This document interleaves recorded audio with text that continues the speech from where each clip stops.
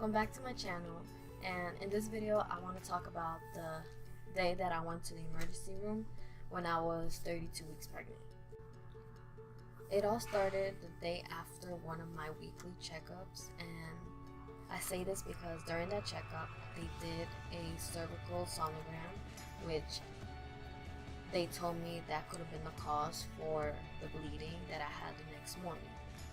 And they instructed me to wait and see if I continued bleeding, which I didn't that day, so I did wait.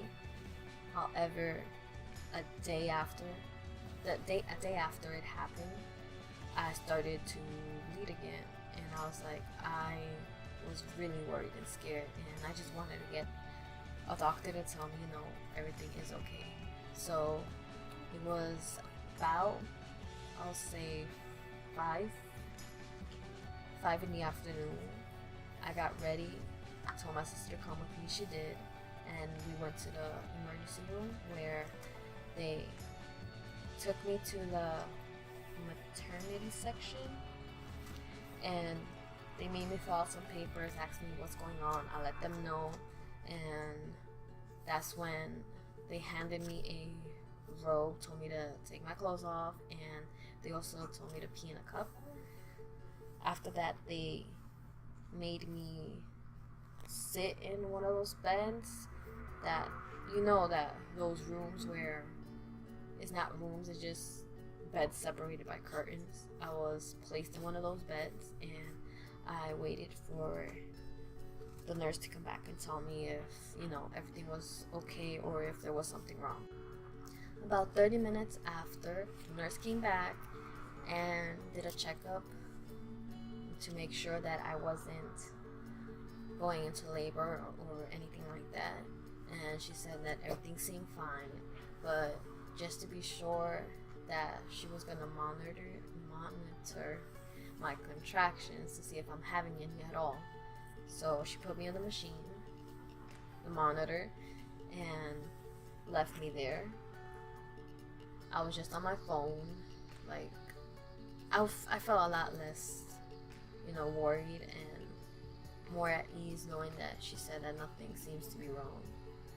So I was on my phone, texting my boyfriend and all that stuff, playing some games.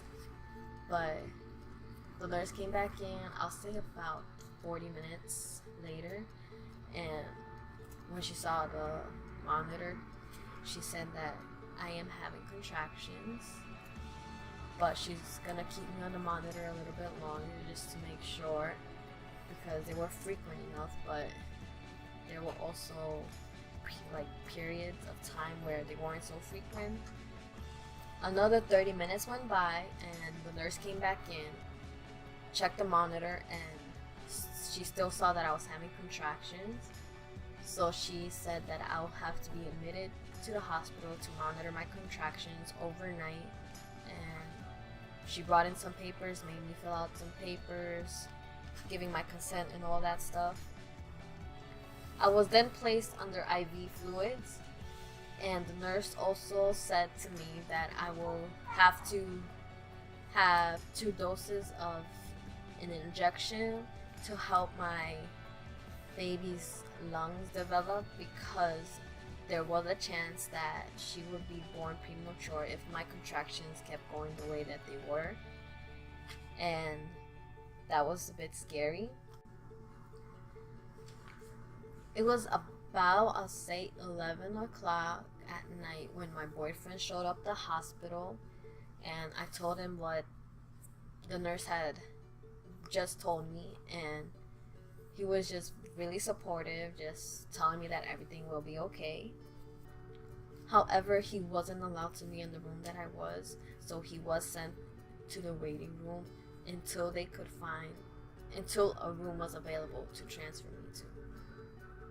It was about 2 a.m. in the morning when they finally had a room available, and I was transferred to it. Once I did get into that room, they gave me my first dose of the injection I was told that I was supposed to get.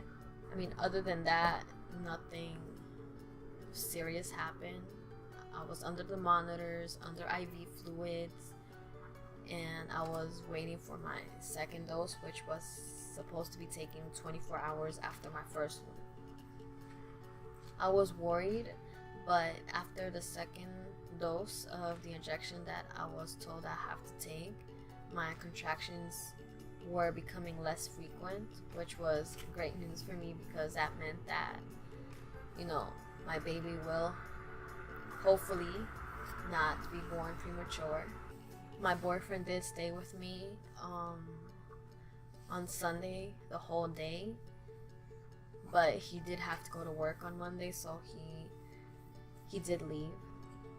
He really made me feel more, I guess, relaxed and more comfortable during my stay at the hospital, because he was being really supportive and saying the right things that made me feel better about the situation I was going through, and I'm really thankful to have him.